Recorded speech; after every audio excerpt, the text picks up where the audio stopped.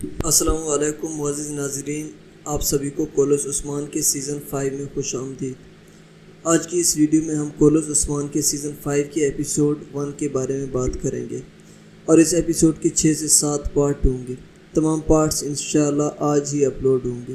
اگر آپ نے اس چینل کو سبسکرائب نہیں کیا تو سب سے پہلے چینل سبسکرائب کریں اور بیل آئیکن پر لازمی سے کلک کریں تاکہ نیکسٹ جتنی بھی ایپیسوڈ ہیں ان کا نوٹیفیکیشن آپ کو آ جائے۔ ایپیسوڈ کے آغاز میں ہم سفید لباس میں ملبوس بالا خاتون کو دیکھتے ہیں جو کہ ایک سنسان جگہ سے آگے بڑھ رہی ہوتی ہے، جبکہ علاؤالدین ان کو تلاش کرتا کرتا ان کے پیچھے آ رہا ہوتا ہے اور مسلسل امی جان پکارتا ہے۔ کافی دیر آگے بڑھنے کے بعد بالا خاتون ایک قبر کے قریب جا کر بیٹھتی ہے اور قبر کے اوپر ہاتھ پھیرتے ہوئے کہتی ہے، میری حلیمہ، میری حلیمہ۔ یہ کہتے ساتھ ہی وہ قبر کو بوسہ دیتی ہے اور مزید کہتی ہے، تم آئی ہو میری بیٹی، میں یہاں ہوں۔ اس لمحے علاؤالدین وہاں پہنچ جاتا ہے اور بالا خاتون مزید کہتی ہے، کیا تمہیں ٹھنڈ لگ رہی ہے میری بیٹی؟ ٹھہرو، میں اب تمہاری ماں تمہیں گرم کرتی ہے۔ اسی کے ساتھ ہی علاؤالدین بالا خاتون کے ساتھ بیٹھ کر انہیں پکارتا ہے، جبکہ بالا خاتون قبر سے لپٹے ہوئے کہتی ہے، میری بیٹی کیا تم گرم ہوئی ہو؟ یہ سن کر علاؤالدین کہتا ہے، حلیمہ مر گئی اماں، جبکہ بالا خاتون حلیمہ کو پکارتے ہوئے کہتی ہیں، سو جاؤ میری بیٹی۔ علاؤالدین کہتا ہے، کیا آپ مجھے نہیں دیکھ رہی اماں جان؟ بالا خاتون کے جواب نہ دینے پر علاؤالدین غمگین ہو جاتا ہے اور بالا خاتون مسلسل حلیمہ سے باتیں کر رہی ہوتی ہے، میں آ گئی ہوں میری بیٹی، آ گئی ہوں۔ امی کے ساتھ علاؤالدین بالا خاتون کے کندھے پر سر رکھ کر روتا ہے اور کہتا ہے، حلیمہ مر چکی ہے اماں، آپ نے نہیں مرنا۔ مگر بالا خاتون بہت زور سے اسے پیچھے دھکیل دیتی ہے، مگر جب علاؤالدین واپس پلٹ کر دیکھتا ہے تو بالا خاتون وہاں نہیں ہوتی اور قبر بھی بالکل کھلی ہوتی ہے۔ یہ دیکھتے ہی علاؤالدین حیران و پریشان ہو جاتا ہے اور کانپتے ہوئے آگے قبر میں دیکھتا ہے کہ قبر میں میت کفن میں لپٹی پڑی ہوتی ہے۔ یہ دیکھ کر علاؤالدین ایک دم سے قبر میں اتر جاتا ہے اور جب وہ میت سے کفن ہٹاتا ہے تو وہ میت بالا خاتون کی ہوتی ہے۔ اس منظر کو دیکھ کر علاؤالدین چیخ اٹھتا ہے، اماں اماں، آنکھیں کھولیں اماں، چلاتا رہتا ہے۔ اس کے ساتھ ہی علاؤالدین ہڑبڑا کر اٹھتا ہے اور ہم دیکھتے ہیں کہ یہ ایک خوفناک خواب علاؤالدین کا ہوتا ہے جو قبیلے میں سویا ہوتا ہے۔ اس کے ساتھ ہی وہ پلٹ کر دیکھتا ہے تو سپاہی مشقیں کر رہی ہوتی ہیں۔ علاؤالدین کو اس طرح دیکھ کر فاطمہ تیزی سے اس کے پاس آتی ہے اور اسے ڈرا ہوا دیکھ کر کہتی ہے، ڈراؤنا خواب بھائی، یہ ایک ڈراؤنا خواب تھا، یہ لیں بھائی پانی لیں۔ اس کے ساتھ ہی وہ علاؤالدین کو پانی لا کر دیتی ہے اور کہتی ہے، آپ نے پھر سے بالا خاتون کو دیکھا ہے نا؟ اس پر علاؤالدین کہتا ہے، مجھے وہ بہت یاد آتی ہیں بہن، بہت یاد آتی ہیں۔ تو فاطمہ کہتا ہے، میں دیکھ سکتی ہوں بھائی، میں دیکھ سکتی ہوں، میں آپ کا درد دیکھ رہی ہوں، مجھے بھی بالا اماں کی بہت یاد آتی ہے اور حلیمہ کی بھی۔ یہ کہتے ہوئے فاطمہ غمگین ہوتی ہے، میں جب حلیمہ کا نام سنتی ہوں تو میرا دل بہت دکھتا ہے۔ اس کے ساتھ ہی وہ گلے لگ کر رونے لگ جاتی ہے۔ ادھر ہم دیکھتے ہیں کہ مشق کے دوران ارحان ایک سپاہی پر حملہ کر رہا ہوتا ہے اور سپاہی بے بس دکھائی دیتا ہے۔ خیمے سے نکل کر کنور یہ منظر دیکھ رہا ہوتا ہے اور ارحان کو پکار کر کہتا ہے، شہزادے چلو ایک مرتبہ مجھ سے مشق کرو۔ ارحان کہتا ہے، تشریف لیں کنور بے۔ یہ کہتے ساتھ ہی وہ دونوں بازو پھیلا لیتا ہے اور یہ کہتا ہے کہ میدان آپ کا ہے۔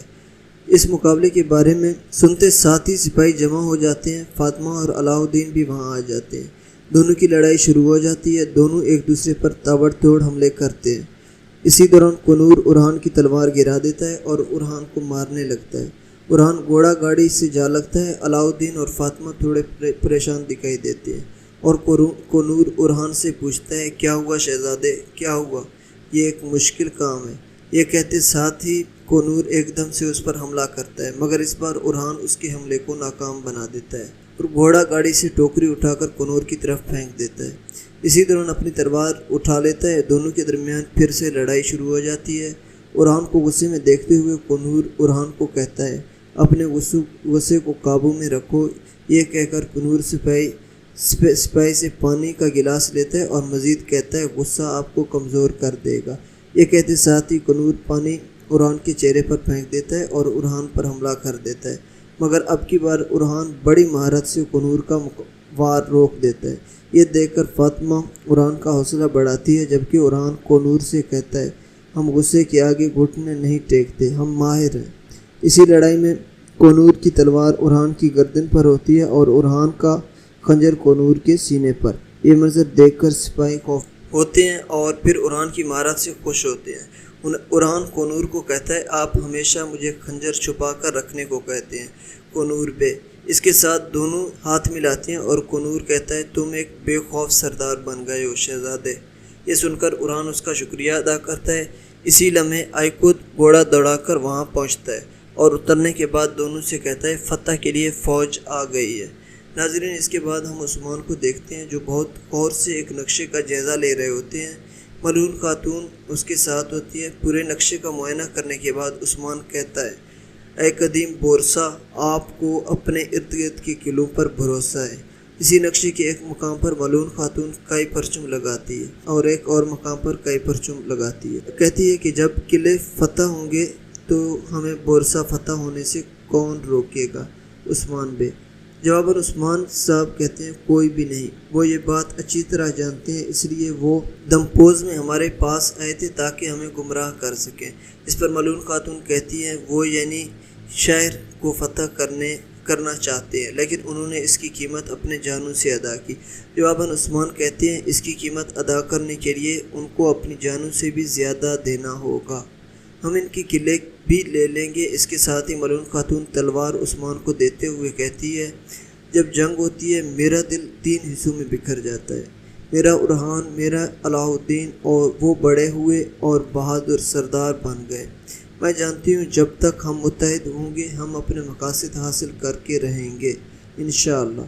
جواباً عثمان صاحب کہتے ہیں یقیناً ہم کریں گے، ضرور کریں گے۔ یہ کہتے ساتھ ہی عثمان اپنی تلوار نیام پر کر لیتے ہیں اور کہتے ہیں اے قدیم پورسا، یا تم یا میں۔ یہ کہتے ساتھ ہی وہ تلوار نقشے میں گاڑ دیتے ہیں۔ ناظرین، اس کے بعد ہم یعنی شہر کے پاس موجود سپاہیوں کے ہیڈ کوارٹر کو دیکھتے ہیں، جہاں خیمے سے باہر آنے والا آئیکود سپاہی سے کہتا ہے سپاہیوں متوجہ ہو۔ یہ سنتے ساتھ ہی سپاہی درست کھڑے ہو جاتے ہیں۔ اس کے ساتھ ہی عثمان صاحب ملعون اور بوران کے ساتھ وہاں پہنچ جاتے ہیں اور سپاہیوں کو دیکھ کر کہتے ہیں ماشاء اللہ، ارے ماشاء اللہ، اور آگے بڑھتے ہوئے کہتے ہیں ہمارا اگلا ہدف کیسٹر قلعہ ہے۔ اور سپاہیوں سے سوال کرتا ہے میرے سپاہیوں تیار ہو؟ کیا میرا سپاہی کیا چاہتا ہے؟ جس پر سپاہی کہتے ہیں کہ ہم لڑنے کے لیے تیار ہیں۔ جس پر عثمان صاحب دوبارہ کہتے ہیں میرے سپاہی اور کیا چاہتے ہیں؟ جس پر سپاہی جواب دیتے ہیں کہ وہ شہادت حاصل کرنا چاہتے ہیں۔ جس پر عثمان صاحب کہتے ہیں ماشاء اللہ میرے سپاہیوں ماشاء اللہ۔ اسی دوران ایک سپاہی گھوڑے سے اتر کر بوران کے پاس آتا ہے اور بوران کو ایک خط دیتا ہے اور کہتا ہے بوران بے یہ کوریا سے آیا ہے۔ بوران یہ سن کر خط کھولتا ہے اور خط دیکھتے ہی وہ کافی پریشان دکھائی دیتا ہے اور بھاگتا ہوا عثمان کے پاس جاتا ہے اور عثمان بے کو خط دیتا ہے اور بتاتا ہے کہ جناب یہ خط کوریا سے آیا ہے۔ عثمان صاحب خط دیکھتے ہی کافی پریشان دکھائی دیتے ہیں اور عثمان بے خط کو مٹھی میں دبا کر بوران کے ساتھ خیمے میں چلا جاتا ہے۔ دوسری طرف الجن خاتون کا سامنا فاطمہ سے ہوتا ہے۔ الجن خاتون فاطمہ سے جرکتائی کے بارے میں پوچھتا ہے۔ فاطمہ بتاتی ہے کہ یہ خط کونیا سے آیا ہے، جس پر الجن خاتون پریشان دکھائی دیتی ہے۔ الجن خاتون کہتی ہیں مجھے امید ہے کہ جرکتائی زندہ ہے۔ اسی دوران جرکتائی کا بیٹا وہاں پہنچ جاتا ہے اور اماں کہتے ہوئے کہتا ہے کہ اماں بابا آئیں گے نا؟ جس پر الجن خاتون جواب دیتے ہوئے کہتی ہیں کہ وہ واپس آئیں گے، یقیناً وہ واپس آئیں گے۔ دوسری طرف عثمان صاحب دیوان میں ستران کے ساتھ موجود ہوتے ہیں اور کہتے ہیں کہ میں نے کیسٹر کی فتح کو روکنے کا فیصلہ کیا ہے۔ جس پر ایک سپاہی عثمان صاحب سے پوچھتا ہے کہ اس کی وجہ کیا ہے؟ جس پر کہ سلطان کو ہماری ضرورت ہے۔ جس پر کونور پوچھتے ہیں کہ اس کی کیا وجہ ہے؟ عثمان بھائی کہتے ہیں کہ سلطان مسعود کو زہر دیا گیا ہے اور لگتا ہے کہ وہ اب ٹھیک نہیں ہوں گے۔ جس پر کونور کہتا ہے کہ اب گھوڑوں کی چیخیں سنائی دیں گی، تلواریں کھینچی جائیں گی اور اگر سلطان مر گئے تو بہت سے بہادروں کا خون بہایا جائے گا۔ جس پر عثمان صاحب کہتے ہیں کہ آپ کو کیا لگتا ہے ہمیں اس خط کا جواب دینا چاہیے؟ جس پر بوران کہتا ہے کہ اللہ چاہتا ہے کہ میرا دل کہتا ہے کہ ہم اس کا جواب دیں، اور کہتا ہے کہ عثمان بے کو تمام ترکوں کی قیادت کرنی چاہیے، لیکن ہمارے بھی کچھ حدود ہیں حضور۔ ایک طرف کونیا کی سردار اور باقی جو سردار ہیں وہ دوسری طرف ہیں، جس پر عثمان صاحب پوچھتے ہیں کہ کیا تمہیں لگتا ہے کہ ہماری طاقت ہمارے خوابوں سے کم ہے؟ جس پر کنور کہتا ہے بوران بھائی آپ کی پریشانیاں بے معنی نہیں ہیں، لیکن یہاں معاملہ تعداد کا نہیں ہے۔ جس پر ایک اور سپاہی کہتا ہے کہ کنور بھائی آپ کی بات درست ہے، ہم اپنے تمام سپاہی جمع بھی کریں تو 10,000 بنتے ہیں، کرمیان ایک ہی لمحے میں 1,00,000 جمع کر سکتا ہے۔ دوسری طرف کلاسی اپنے بحری جہازوں کی بدولت قسطنطنیہ کا اختیار حاصل کرنے والے ہیں۔ اس پر عثمان صاحب بلندر سے پوچھتے ہیں کہ آپ کے خیال میں ہمیں کیا کرنا چاہیے؟ جس پر بلندر کہتا ہے کہ حضور ہمیں کمیان کا حامی بننا چاہیے۔ معاف کیجئے جناب، لیکن میرے خیال میں ہمیں کمیان کے ساتھ ہونا چاہیے اور انہی کے ماتحت ہونا چاہیے۔ یہ سنتے ہی کنور غصے سے کہتا ہے بلندر بھائی آپ کیا کہہ رہے ہیں؟ اس پر بلندر کہتا ہے کہ کنور بھائی کئی ریاستیں اس طرح کے خوابوں کے شکار بن گئے۔ جس پر بوران غصے سے کہتا ہے کہ آپ یہ کیسے کہہ سکتے ہیں کہ ہم انہیں اپنے اوپر رہنمائی کرنے دیں؟ میں نے سمجھا کہ آپ ہم جیسا سوچتے ہیں۔ بوران کو اس طرح دیکھ کر عثمان صاحب کہتے ہیں خاموش خاموش، ہمیں یہاں بات کرنی چاہیے، ہر کوئی اپنی مرضی سے یہاں بات کر سکتا ہے، ہر کسی کی بات سننی چاہیے، وہ اپنی سوچ بیان کرنے کے لیے آزاد ہے۔ جس پر عثمان صاحب کہتے ہیں کہ آپ بولیں بلندر بھائی۔ تو ناظرین یہاں پر ہم پارٹ 1 کا اختتام کرتے ہیں اور پارٹ 2 انشاءاللہ کچھ ہی دیر میں اپلوڈ